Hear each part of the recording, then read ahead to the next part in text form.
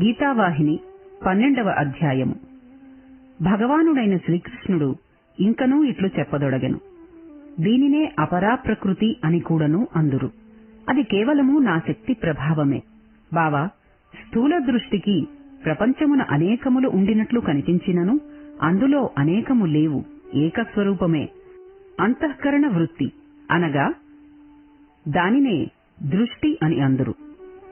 అది జ్ఞానమయము అయినచో జగత్తంతయు బ్రహ్మమయముగా తోచును. కాన అంతఃకరణ వృత్తి జ్ఞానమయము కావలెను. జగత్తంతయు నిండియుండినది జగదీశుడే.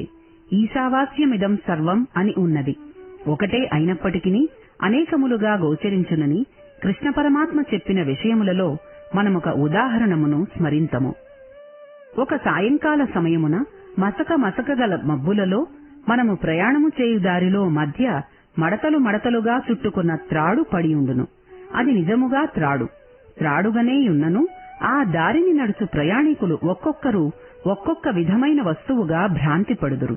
ఒకరు అది దండ అని తలంచి దాటిపోవుదురు, మరొకరు జలధార అని తలంచి తొలగిపోవుదురు, మరొకరు ఏదో తీగ పడినదని తలంతురు, మరొకరు పామేమో అని దూరమే నిలిచి పరీక్షించుచూ భయపడుదురు కదా. అటులనే పరబ్రహ్మ తన స్వరూపమునకు భంగము లేకనే మాయ వలన నానా నామరూప ప్రపంచముగా భాసిస్తాడు. ఎన్ని రకములుగా కనిపించినను, భావించినను, భ్రమించినను త్రాడు తప్ప అన్యమిట్లు కాదో, అటులనే భగవంతుని ఎన్ని విధములుగా తలంచి భావించి భ్రమించినను అతడు బ్రహ్మము తప్ప అన్యము కాడు. పరమాత్ముడు అన్నింటికీ ఆధారమై ఉన్నాడు.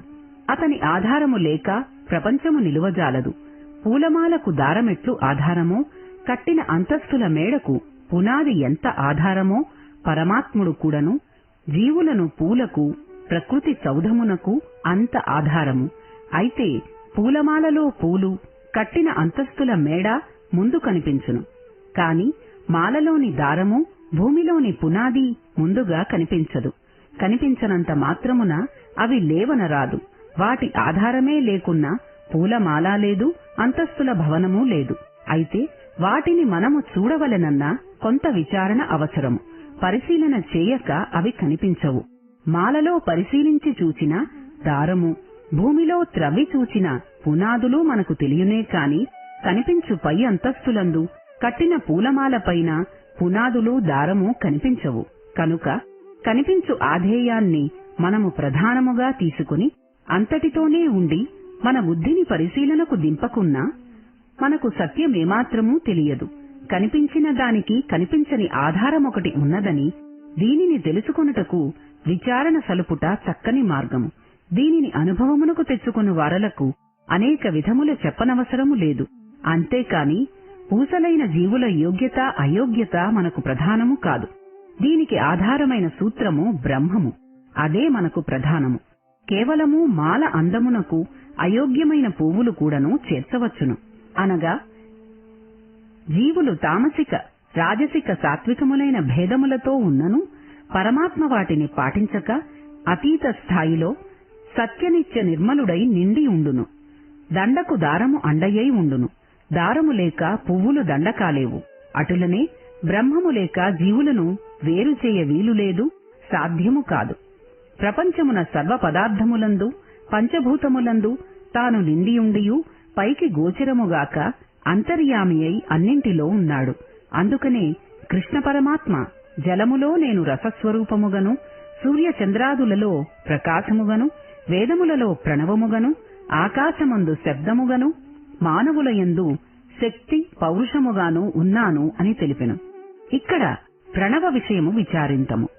వేదములకు ప్రణవము జీవమని అన్నాడు కదా. వేదములు అనాదివని ప్రసిద్ధి.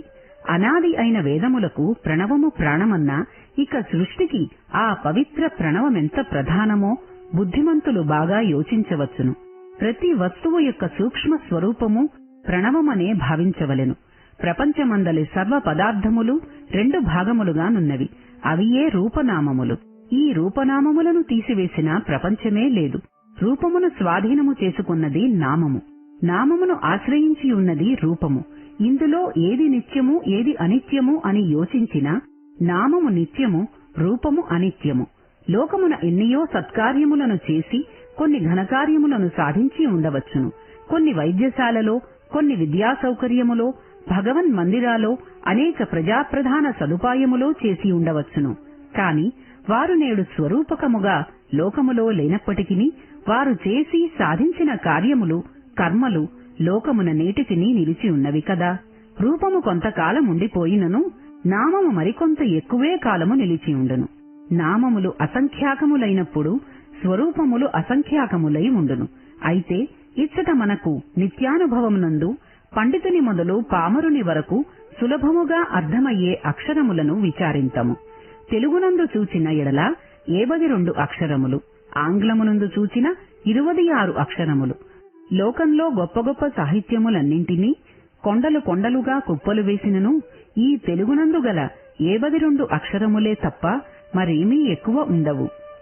ఆంగ్లమును చూచిన 26 అక్షరములు తప్ప క్రొత్తవేవీ అందులో లేవు, రావు. అటులనే మానవుని దేహమందు కూడాను ప్రాముఖ్యమైన 6 నాడీ కేంద్రములున్నవి. అవి కమలాకారమును చెంది ఉండును.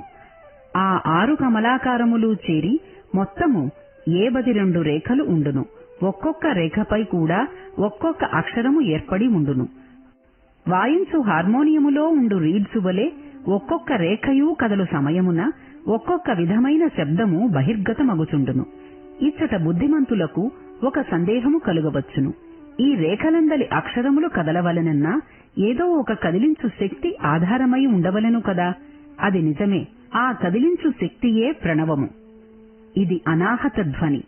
ఇది అప్రయత్నముగా కలుగును. ప్రయత్నములతో కలిగే ధ్వనిని ఆహత ధ్వని అని అందురు. దారములో పూసలు గుచ్చబడినట్లు అనాహత ధ్వని అయిన ప్రణవములో వేదములనిడి పూసలు గుచ్చబడినవి. రసస్వరూపమైన తనలో జలము చేర్చబడినది. ఇట్టి సర్వాధారమైన ప్రణవములోనే మనస్సును లీనము చేసుకొనవలననే కృష్ణ పరమాత్మ యొక్క బోధ. శబ్దములో మనస్సును లయము చేసే స్వభావము కలదు. మనస్సు ఏది చూచినా అది అంతా కావాలని కోరును. ప్రతిదానిని ఆశించడమే దానికి పని. అట్టి చెంచల మనస్సునే శబ్దమును లయము చేయవచ్చును. అందువలననే మనస్సును సర్పమునకు పోల్చిరి. పాముకు 2 పిచ్చి గుణములు కలవు. ఒకటి వంకరిటింకరి నడక, రెండవది చూచినదంతా అడ్డము వచ్చిన వాటినన్నింటినీ కరచుట. ఈ రెండును మానవునిలో అక్షరాల ప్రత్యక్షమగుచున్నవి. చక్కని నడకలేదు. చూచినవన్నింటినీ పట్టుకొనుటకు ప్రయత్నించును. అయితే పాములో ఒక పవిత్రమైన స్వభావమున్నది. అది ఏదనినా నాగస్వరము పట్టినా ఎట్టి విషసర్పమైనా ఆనందముగా అందులో పడగవిప్పి ఆడుతూ తన సర్వస్వమును ఆ స్వరమున లీనము చేయును. అటులనే మానవుడును అభ్యాసము ద్వారా ప్రణవములో మనస్సును లీనము చేయవచ్చును. కనుక శబ్దోపాసన పరమాత్ముని పొందుటకు ప్రధాన మార్గమై ఉన్నది. శబ్దమే పరమాత్మ. అందుకనే మానవుని యందలి పురుషార్థ శక్తిని నేనే అని పరమాత్ముడు తెలిపెను. పురుషాకారమే మానవుని ప్రాణము. అట్టి పురుషాకారమును ప్రాణమే లేకున్నా మానవత్వమే లేదు. ఎట్టి ప్రారబ్ధమైనను పురుషాకారమునకు అణగి మణగి ఉండవలసినదే. ప్రారబ్ధమున కంటే పురుషాకారము ముందుండగలదు. ఇది తెలియక ప్రారబ్ధమని ప్రారబ్ధమును బట్టి ప్రాకులాడుదురు వెర్రి మానవులు. ప్రతి మానవుడు పురుషాకారమును అనుసరించియే తీరవలెను. చేయకుండినా అట్టివాడు లోకమున అరనిమిషము కూడాను నివసించలేడు. ఈ లోకమున పురుషార్థమును అనుసరించి దాని శక్తిలో ధన్యుడవు కమ్మనే మానవుని పరమాత్మ సృజించెను. కాని ఊరికే తిండికి చేటు, భూమికి బరువుగా సార్థకము కాని పనులతో, పశువాంఛలతో భోగములు అనుభవించమని పంపలేదు. సోంబేరియై నడుము వంచి పనిపాటలు చేయక కండలు పెంచుకుని లొట్టలు కొడుతూ దిట్టంగా బలవమని పంపలేదు. పరమాత్ముని మరచి ఆత్మవిశ్వాసమును కోల్పోయి పశువు వలె జ్ఞానహీనుడై అనుభవించినంత వరకు ఆ ఫలితమును స్మరించి తదుపరి దానికి కృతజ్ఞత లేక క్రూరుడై తిరుగమని సృష్టించలేదు. ప్రకృతి అంతయు పరమాత్మ రూపముగా భావించి విశ్వసించి చక్కగా వినియోగించుకొమ్మని కూడా తెలిపెను. కాని ఇది నాది, అది నాది, నావారిది అని అహంకారముతో ప్రకృతిని వినియోగించుకుంటూ ప్రకృతి యొక్క చట్టమును ఉల్లంఘించి తన ఇచ్ఛానుసారముగా ప్రవర్తించు వారికి ప్రకృతే తగిన ప్రాయశ్చిత్తము చేయును, పతనానికి దారితీయును. అందుకనే కృష్ణ పరమాత్మ తనను ఉపాసించు విషయమును విపులముగా అర్జునునకు తెలుపుచున్నాడు. బాబా, అనేక మంది నన్ను ఉపాసించుటకు కారడవులకు పోవుచుందురు. అది ఒక విధమైన వెర్రితనము, మూఢనమ్మకము. ఉపాసించవలెనన్నా ఎక్కడికో ఏ అడవులకో పోనవసరము లేదు. నేను లేని స్థానము కాని, నాది కాని రూపము కాని లేదు. పంచభూతములు నేనే. పంచభూతములలో ఏ భూతమూ లేని చోటు ఎచ్చట ఉన్నది? అంతటా నిండి ఉన్న నన్ను అనుభవించుటకు ప్రత్యేకించి ఒక స్థానమనున్నది లేదు. విను, భూమిలోని గంధమును నేను, అగ్ని అందలి తేజస్సు నా స్వరూపం, సర్వభూతములలోని జీవిని నేనే అయి ఉన్నాను. ఇంతియేగాక ఫలవంతులలోని కామరాగరహితమైన బలము నేనై ఉన్నాను. సర్వభూతములలోని ధర్మమునకు విరుద్ధము కాని కామము నా స్వరూపముగా ఉన్నది. ఇచ్చట బలమనగా బుద్ధిబలమని తలంచవలెను. లోకమున అనేక విధములైన బలములున్నవి. ధనబలము, బుద్ధిబలము, విద్యాబలము, జనబలము, మనోబలము, దేహబలము అని కలవు. ఇవన్నీయూ పరమేశ్వరుడునైన నా బలమునే భావించవలెను.